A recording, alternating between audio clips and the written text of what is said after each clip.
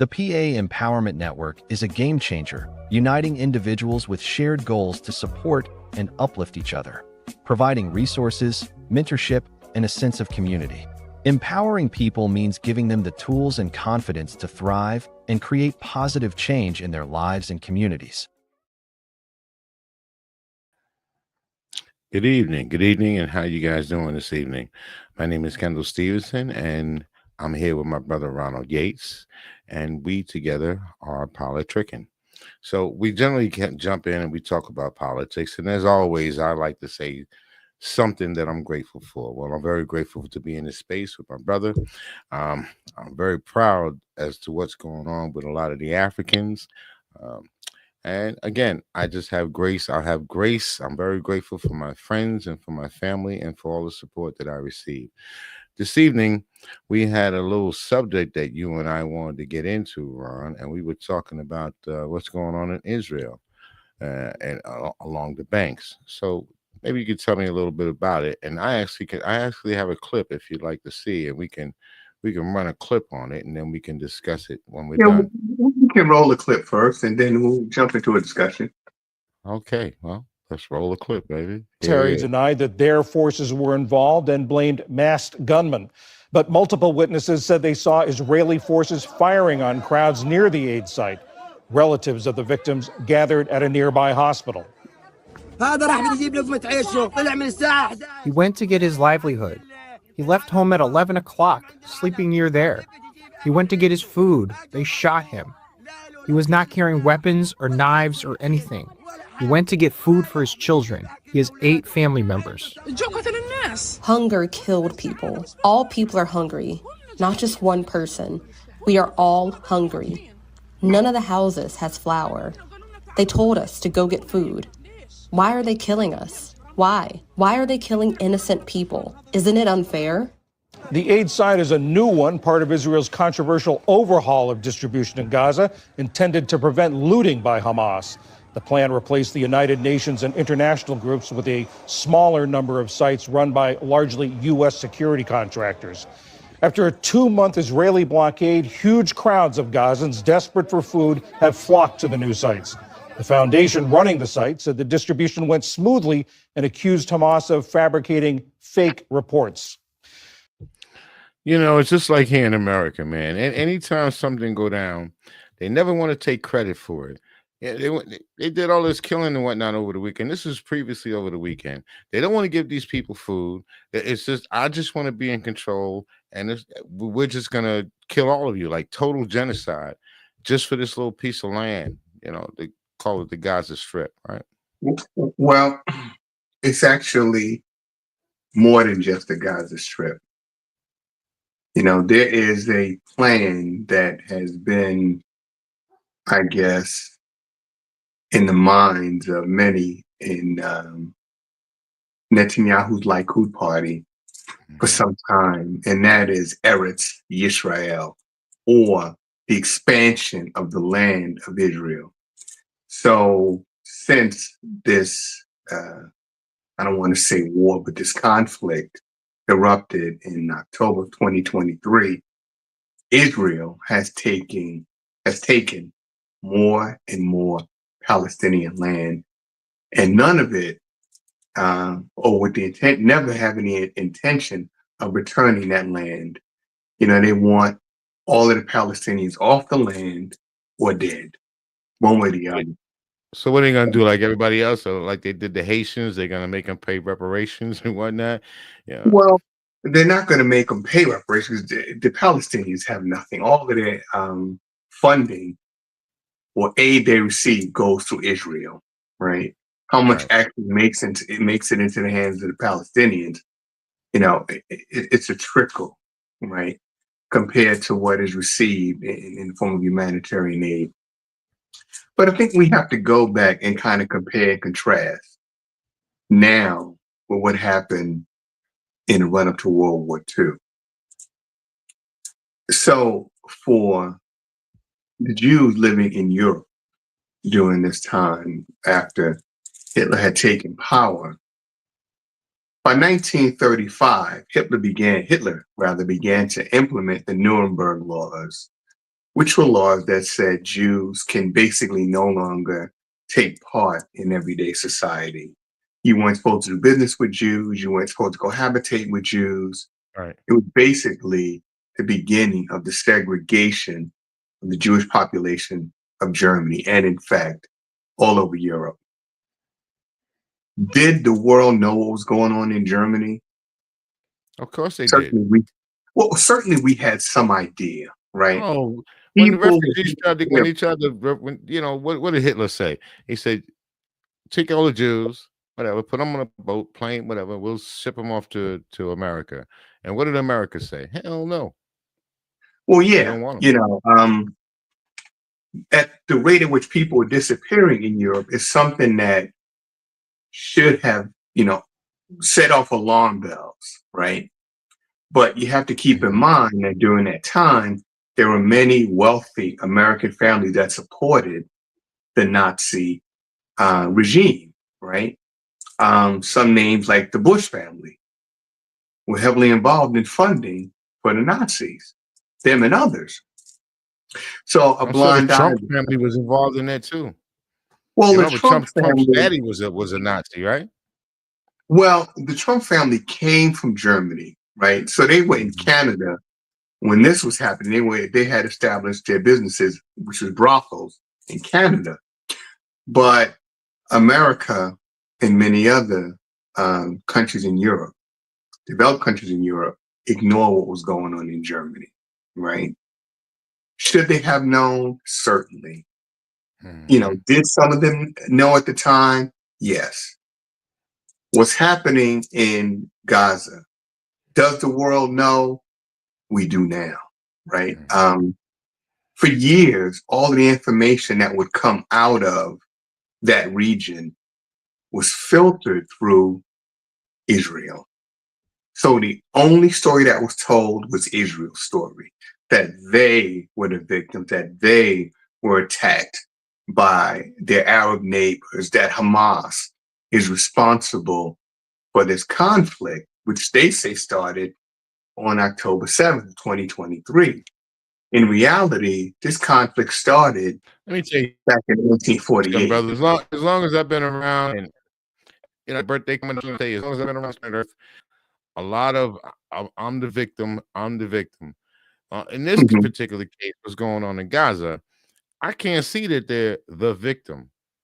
They got all the artillery, they got all the weaponry, and they're just mowing these people down, refusing to let aid go in, and then accusing Hamas of starting all the trouble. I don't get it. I'm a little lost with that. Well, here's the thing. Israel has probably, arguably, the best trained, best equipped military in the region, hands down. In terms of their intelligence gathering capabilities, there's no one that comes close to them. When you talk in terms of the Mossad, the other intelligence gathering agencies, they're probably the best in the business. Years ago, back in the 80s, Saddam Hussein was building what he called a super gun. And with that super gun, he would be able to fire artillery into Israel. Israel, using their intelligence gathering capabilities, saw the development of this weapon, and what did they do? They went and they bombed it. And they've done that throughout the region. So let's think for a second. You can see the development of weapons happening in other countries like Iran, like Iraq. Yet you cannot see developed troop movement, troop buildup, supplies in your own country. You didn't see this alleged buildup by Hamas, even though they used tunnels. Israel said early on in the conflict, they were aware the tunnels were there. So you have all this intelligence gathering capability where you could see it happening in all these other countries, but you couldn't see it happening under your own nose. What I think happened was, there was an aggressive act taken on October 7th, but I'm not convinced that it was Hamas. that took that action. Well, not only that, how many actions have been taken over the course of the years, long before the 7, between the Jews and Hamas? And how many Palestinians and Hamas have been lost their lives because of it? We will never know how many Palestinians have been lost, right? Because, of course, Israel not really keeping records. And for those Palestinian families who've lost family members, they're not allowed to tell the world about their plight. It wasn't until very recently, with the advent of the internet and social media, that this information is filtering out. And, if you look across the globe, Israel has lost its standing. Israel would always say, as you said, Israel would always say, well, we're the victims. We are the ones who are fighting for our very survival. Well, they say that in 1967, they had the 6-Day War. Well, what they won't tell you is that in 1967, there was a U.S. ship off the coast of Israel. It was a CIA basically listening post. And they were intercepting transmissions between Israeli military headquarters and the troops in the field. And what they heard was that there was really no 6-Day War. Israel launched a preemptive strike on Egypt, Syria, Jordan, and I want to say 3 other Arab countries. Preemptive strike. You're going to say the Sudan, but There wasn't Sudan. It was just those within that region. And we're going to get to that region in just a minute. But the ship known as the Liberty, and there's a book called The Liberty Incident where you can read all about it. Israel then attacked the ship. It was flagged as an American ship, bearing the American flag, and Israel attacked it. Several of the crew were killed. Years later, decades later, Israel settled with the family, paid, I guess you call it reparations to the family for the loss of the sailors. But the fact of the matter is, there was no 6-Day War. And one of the people who survived this attack documented in a book called The Liberty Incident. Now I would encourage all who are listening or watching to read the book. Don't take my word for it. Read the book. And one last thing I'd like to add. Israel shares a border with Egypt. You can walk from Israel straight into Egypt. So what continent is Israel sitting on? That's a good question. That's a good question. At one time, wasn't the Middle East, or what they call the Middle East now, wasn't that all part of Africa? It was. They created this whole new area or region called the Middle East to separate it from Africa. But one time ago, they used to call it, what do they call it? They call it Asia now. They call it the Orient. What time ago? They had so many names for it, other than saying it is Africa, right? Because they don't want to associate that region or Israel with Africa, right? But historically, records will show that that area where Israel is now fighting to gain control of, historical records would show that people that look like you and I have been there for centuries. Centuries. Absolutely.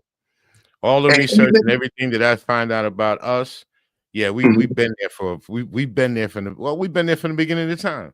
Absolutely. The only problem is, especially with that region, is more or less the colonials. They come in, the French, America, the Uran group, the corporate group, all of those people, they come in to Africa, and they use Africa in that region like it's their personal piggy bank or their ATM. They come in, they take all our resources, then they jet.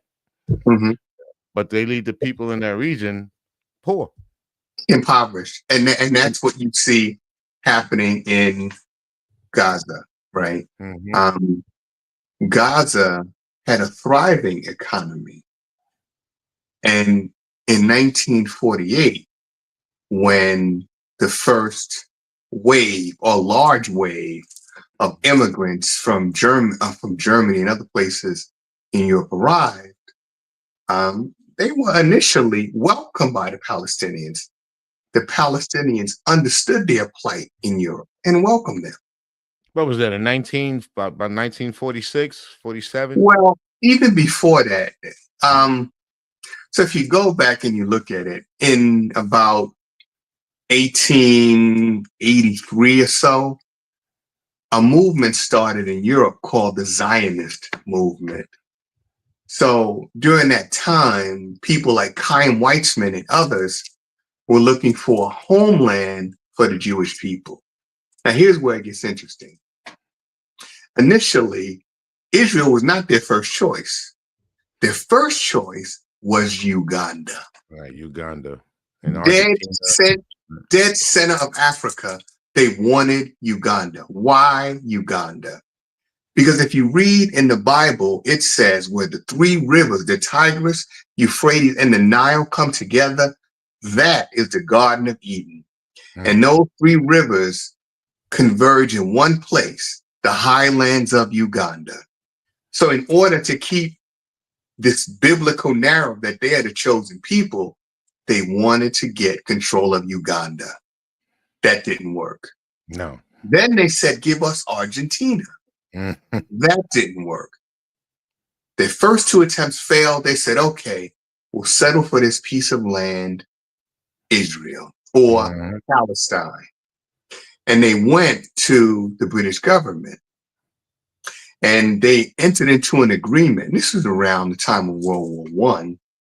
They entered into an agreement with Lord Balfour. Lord Balfour and another group or family called the Rothschilds. And they were instrumental in lobbying the British government, which controlled that region, to give them a portion of Israel. Now, this didn't happen till after World War II ended. That's when the Balfour Agreement was actually implemented, and they subdivided the country and gave 77% to the immigrants, which left 23% for the Palestinian population. And they just wanted more, and they wanted more, and they wanted more, just like all the powers that be around the world seem to be. All these rich people, they just I don't know, they just want to take. They take. I don't know what the end story is going to be for us as African Americans, for us as Americans, for democracy in this country. I don't know what the end story is going to be, but I guess we're going to have to wait to find out. I do want to run something real quick. Just run it by you. Last week we got a chance. We talked about that big beautiful bill, right, that Trump implemented. So I just want to show you what they thought about it when it hit the floor. Okay, and it had to be voted on. Okay, all right. I mean, they haven't come to a final conclusion, but let me just drop you this little line. All right, hold on, running this clip. As seniors try to find someone who will accept Medicare. And on January the 1st, millions of Americans who rely on the Affordable Care Act lose their access to a family physician. Medicaid for those in nursing homes, for half the babies born in my hometown of Austin, cut. Almost 14 million Americans losing their access to health care. And the new Trump school voucher sabotage plan atop state vouchers incentivizes removing students from public schools. Meanwhile, our national debt soaring by trillions from Republicans who talk fiscal responsibility, but serving their cult leader, the deficit hawks have become chicken hawks tonight in submission to Trump, the self-described king of debt, all to reward billionaires with even more tax breaks. Ladies recognized for 1 minute. Thank you, Mr. Speaker. This bill is a massive betrayal of working people and poor people across America. It strips at least 14 million Americans of their health care. It slashes food for the hungry, and it cuts basic needs for Americans across the country. And why? so that you can give a $5 trillion tax break to the wealthiest billionaires like Elon Musk. If you had a giant corporate lobby outside, you get a tax break. If you're in the top 0.1%, 0.1% of billionaires, you get a $398,000 tax break. If you're a millionaire, you get an average $83,000 tax break. But if you're a working person or a poor person, you are SOL.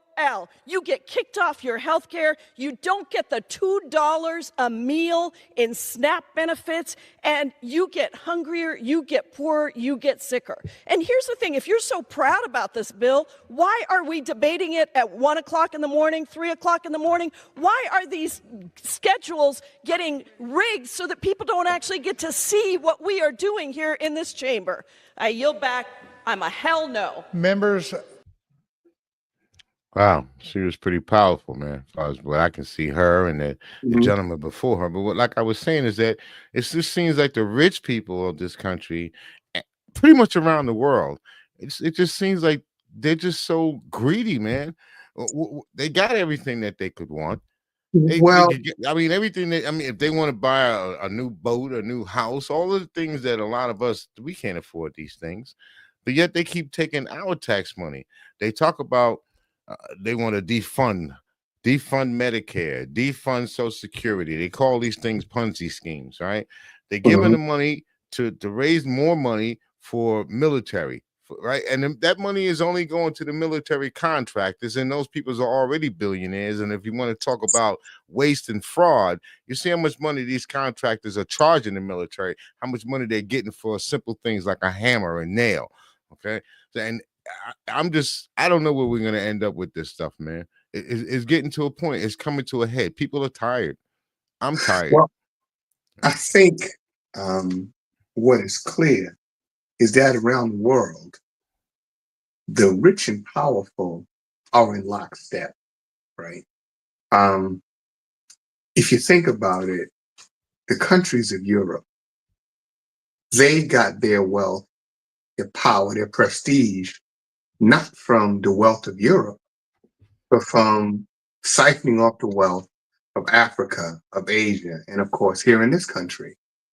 In America now, in terms of resources, we don't have a whole lot, because, well, we've mismanaged it for one, and two, greedy people can never get enough, right? And that's kind of what we're dealing with around the world. And it's evident in here, with these cuts, and also going back to what's happening in Palestine, right? A few months ago, President Trump was talking about taking, Gaza and turning it into, a resort style place in the Middle East. Well, what do you do with the people that have been living there for centuries? What do you do with this humanitarian crisis that has been going on since October 7th?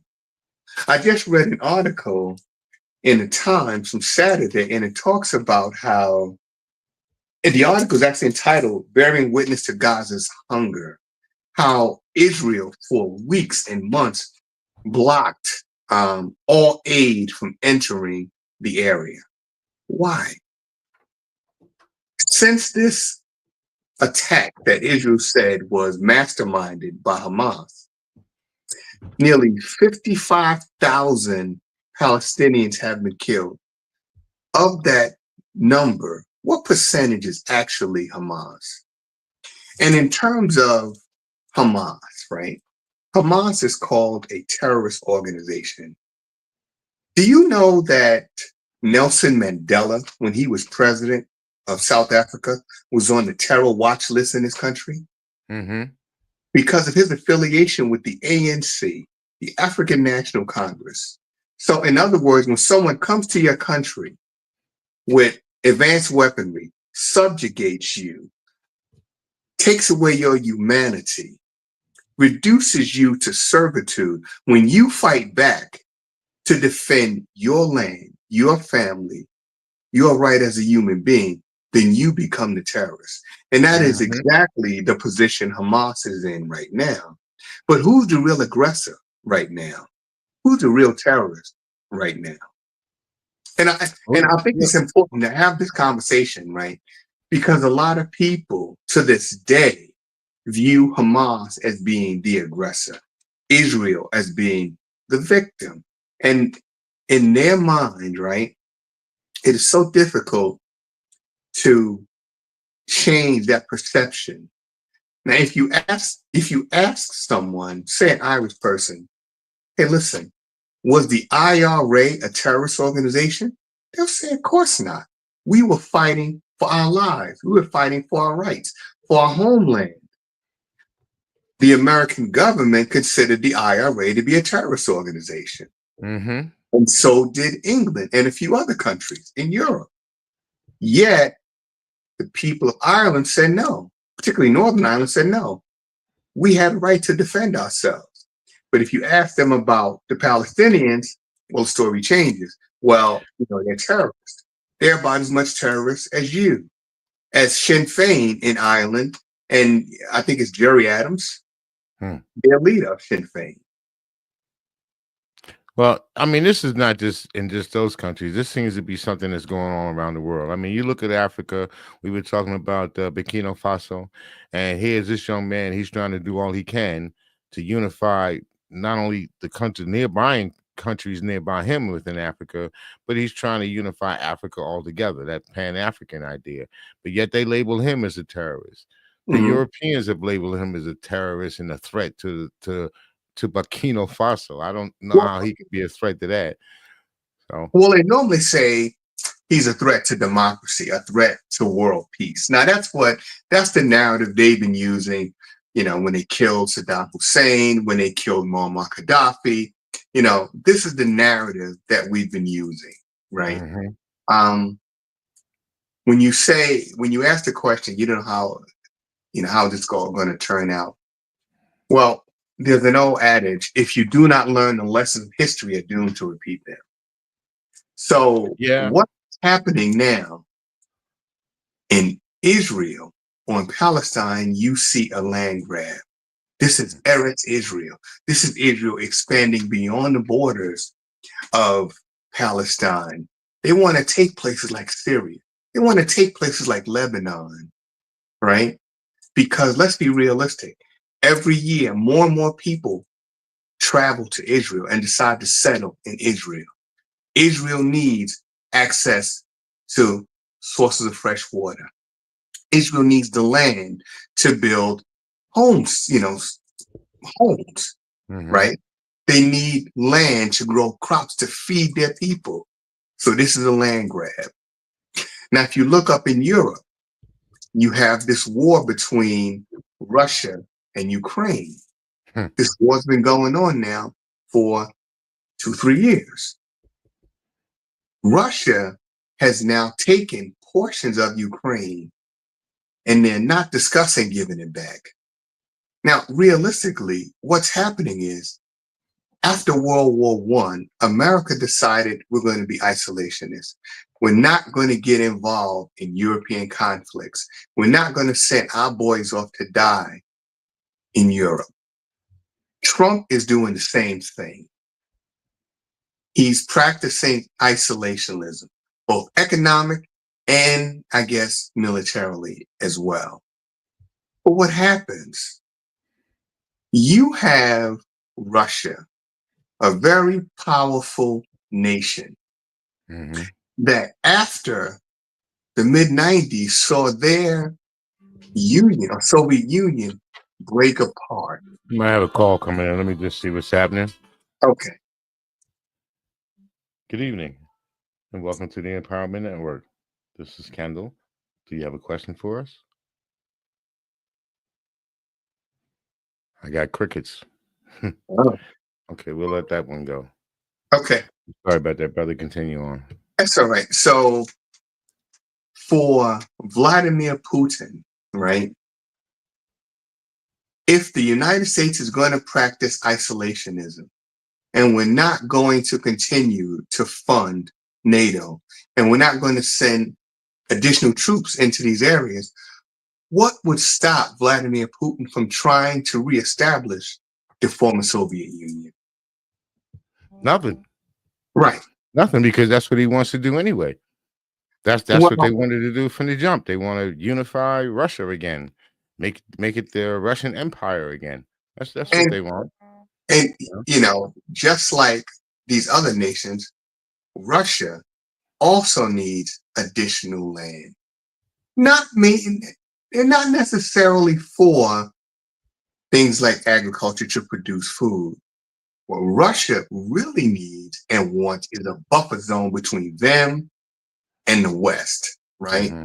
Before, they had several countries that were a buffer as part of the Soviet Union, part of the Soviet bloc, that gave them ample space between them and the West.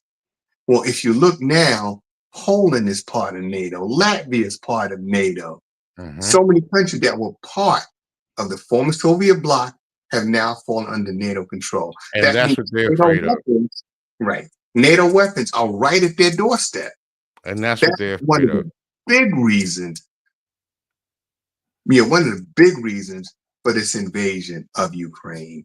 Let me just play devil advocate, because here in the United States, we kind of did the same thing that Russia did. We didn't attack them, but if you remember the Cuban Missile Crisis, right, where they were right there on our board, right there at that doorstep, if you want to say.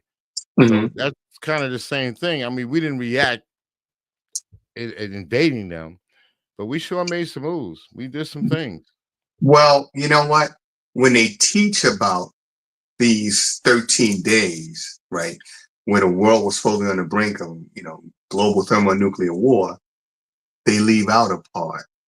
Yes, the Soviets did put ballistic missiles into Cuba, but they did that in response to the U.S. putting ballistic missiles in Turkey and Italy. They don't tell us that, Tell right? the whole story, baby. Right. You got to tell the whole story. They They only talk about the Soviets to make it look like the Soviets were the aggressors, when in actuality, we had established these missile sites in Turkey and Italy. So Russia was like, well, if you're going to put them on our doorstep, we're going to put them on your doorstep. So the diplomacy between Khrushchev and Kennedy, they both agreed we'll move our missiles out. Eventually, I'm going to tell you, what's going to happen eventually? I think we're going to come to a world war, because human beings, they just can't seem to get along and work as a team to actually feed their own people. It's always somebody they want to be in control. So let's say China gets control of that entire region, and then Russia gets control of all the other parts of the region, and it comes down to 2 or 3 superpowers, and they all own all of this land and everything. So then what happens when they start running out of food and land? They're going to fight each other, right? Absolutely. Absolutely. This is why it doesn't make any sense, even with this trade war that this man has going on. And I always say, how are we going to fit into this? And one of the things I was listening to people say is that they didn't want to get involved. They didn't want to march. They didn't want to protest, especially African-American people. I'm just letting you know, hey, if you don't do politics is definitely going to do you. And if we don't think that the concerns that they have don't concern us, we're wrong. Because a lot of those concerns that they have, our kids go to the same kind of schools. We also need to have employment and other things like that. So when they start cutting these programs, everybody's being hurt. Well, I think that for Black folks, brown folks, I think we know how to survive in the roughest time. I'm going to have you hold on to that. Let me just run this here, and we'll pick it up on the other side, all right? All right. Hello, I'm Chantel Davis from Willie Mae's Place and Legacy Vines Winery, located in Gilbert, Pennsylvania. We're the only restaurant and winery experience where we pair delicious homemade scratch kitchen Southern comfort food with delicious homemade wine. All of our tastings will include some type of food and wine portion pairing, so definitely check us out. You can visit us at williemaysplace.com, Legacy Vines Winery winery.com, and also follow us on our socials, Willie Mae's Place Restaurant. Hope to see you soon. Yeah, brother, I tell you, I got a birthday coming up, and I think that's when I'm gonna sit down and have a meal. Oh, well, happy birthday to you, brother, and I hope you Yeah, enjoy. I got a couple more Hope weeks. you enjoy We your got meal. we slide on into the 17th. I'm in the Juneteenth weekend, so Oh, that'll okay, be one of my places I think I'm gonna stop to and have myself a good meal. Sounds I good. just wanted to run something by you, and then we can finish our discussion about what's going on with us as African Americans right now in this country. Hold tight. Terry denied that their forces. Wrong one. Sorry about that. That is not the clip I wanted to give you, brother. Whoa. Hey. Yeah, we took that clip out. My bad. My bad. We definitely did. We took that clip out. And we were going to put in the other clip about the young man, the inventor. So next time we'll pick that clip back up. It was a discussion that the young lady was having. As a matter of fact, you know what I'm going to do? I'm going to take the time. I'm going to act like somebody who's supposed to be this big time engineer. I'm not as good as some, but I'm going to make it happen anyway. And I'm going to do it anyway. So we're going to have it. If you just give me a second here, brother, we're going to make that happen. Anyway, how's your day? You ready for a good weekend? Yeah. I mean, it's gonna be a busy weekend. But yeah, I'm as ready as can be. What kind of plans you got going on for this weekend? Well, my daughter graduates high school. Oh, congratulations! Friday. Congratulations! And on Sunday, we're going on the cruise, so I won't be able to be with you next week. All right. So, but once we get back, we'll be back in the swing of things. Yeah. But to answer your question, I got you on this one. It's coming up. Here it is. But anti-blackness on steroids. Trying to end diversity, equity, and inclusion and bring back segregation. This America wants to make America Jim Crow again, and then some. Get rid of fair housing laws, equal employment opportunity, quality education for Black folks. Firing government federal workers is an attack on Black people because we represent 20% of that workforce. Dismantling the Department of Education is an attack on Black people because our schools are the ones that need funding. Gutting Medicaid is an attack on Black people because our babies and our mothers carrying our babies rely on it for access to health care. Defunding the Smithsonian. Have y'all read that executive order? He actually says in the language that race is biology and not a social construct. That is the same belief system of the Ku Klux Klan. From H.R. 40 to reparations now, to Tulsa, to slavery remembrance, Congress has a duty and an obligation to confront past wrongs and the centuries of enslavement, violence, and discrimination against Black people. We are in a moment of anti-Blackness on steroids, and we refuse to be silent. We will not back down in our pursuit of racial justice. The antidote to anti-Blackness is to be pro-Black, and we will do it unapologetically. The United States government owes us a debt, and we need reparations now. Yeah. I'm in agreement with her, but you know what I'd like to see? This is one of the things I would love to see. I would love to see the people of the NCNW and the NAACP and the Black Caucus. I would love to see them get together and start programs and have events. If they do, I don't know about it because it's not exactly publicized like it should be. I haven't seen it. I've been around them quite a while. I just like to see us. I like to walk into the room of the Black Caucus and see more Black faces involved. You understand? I like to see us get more involved in what's going on in our own community. Well, in answer to your question, you talk about Black people and taking part in, I guess, the political debate as it surrounds Donald Trump. For one, Black folks, we know how to survive in the toughest of times. We made it through the Great Depression. Going back We made it through 400 years of slavery. We made it through the Great Depression. We made it through AIDS. We made it through the syphilis experiment with the Tuskegee, the young men in Tuskegee. We survived it all, right? And we'll survive this too. Trump, like Hitler, will pass, right? A lot of us are going to suffer, because, these cuts to these programs directly affect us. However, when you talk about segregation, right? For Black people in America, segregation was not necessarily a bad thing. And I say that because when we were segregated, we had our own hospitals, we had our own schools, we had our own gas stations. We couldn't go to Holiday Inn. So we had our own. We had the Green Book that told you what restaurants were owned by Black people, what gas stations, what clinics, what hospitals. So when you needed services and that you couldn't get from the Caucasians, you went to your own people. That way the money stayed, it circulated within the Black community.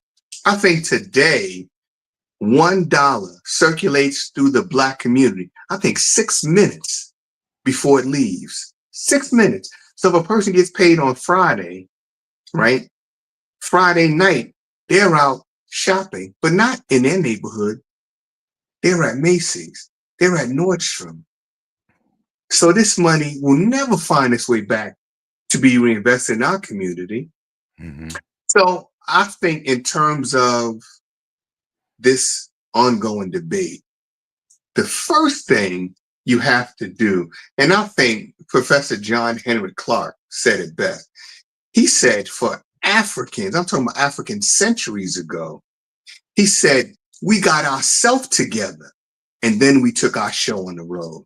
So we have a lot of internal stuff we need to do before we decide we're going to go out and address what's happening externally. We got to work internally.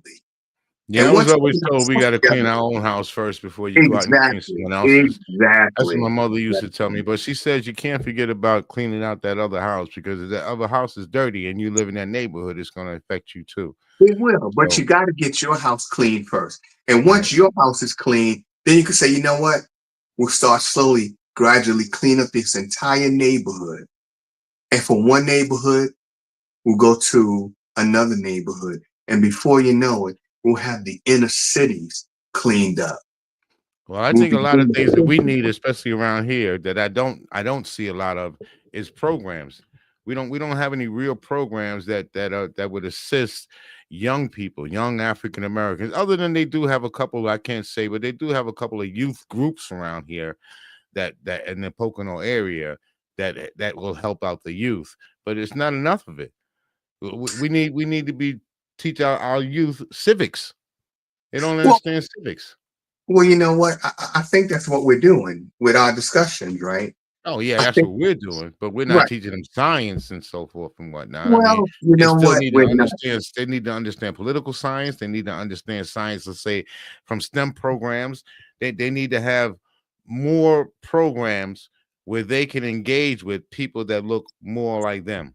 You see, when you say that segregation became an issue, the issue with segregation or integration to me was we as a people became more segregated.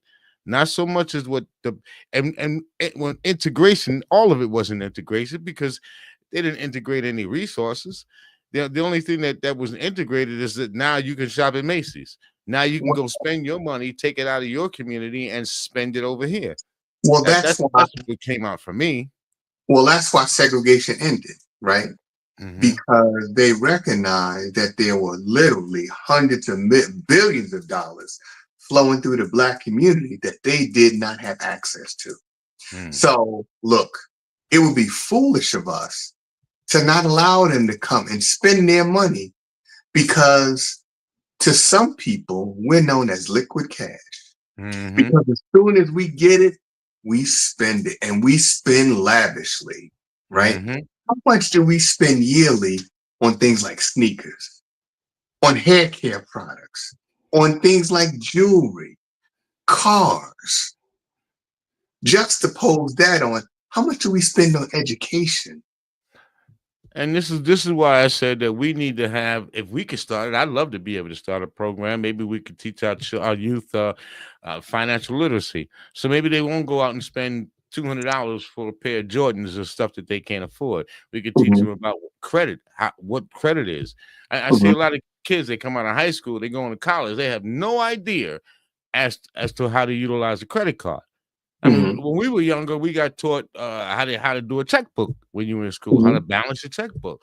Well, they don't teach them how to balance anything now. Well, you know what? They get out of school, and I'm not saying that they're ignorant. They're just not taught enough. They're not given enough information, even about themselves. This whole idea of not wanting to teach a person about their own history, and they come from this country, that they want to whitewash that. Even that, you take that away. Now all we're learning about is other people who don't look like us. We learn about their history. We learn about their successes. We learn about all the challenges that they had to overcome. But we don't see us in there. It's like we don't have any value. Well, that's where the internal part comes in, right? That's not something that we should go to a school board and demand that our children be taught these things. Because right now, we have a man in the White House who says equity, diversity, equity, inclusion is a bad thing. We have somebody in the White House, right, that said, listen, despite all of the years of segregation, enslavement here, in spite all the years of colonialism in places like South Africa, the white South African farmers are the victims. We're going to let them come to this country. For people who are fleeing war-torn countries, you got to go back home. But let me have these white farmers 10 toes down. that we are victims of a genocide, right? You can come here and you can reestablish your farms. But whose land are they going to take? Yeah, whose land are they going to take? That's a good question. They're going to come here and they're going to set up. I have a theory. Right now, with the cuts to farmers, to farming, America used to be the #1 producer of soybeans that we would sell to China. Because of the tariffs, these beans are sitting in the fields, nowhere to sell these soybeans to. So what happens to the price of soybeans? Supply and demand, right? You have high supply, low demand, the price drops. These farmers are going to have to eventually sell those farms or have their farms foreclosed upon. And guess who's going to step in and take over? America. Yo, check this out. So we're gonna end this one because we got the other young lady coming on, Diamonds in the Rough, with Coletta Neff. So she'll be arriving in pretty shortly. She'll jump into the studio and we can say hey.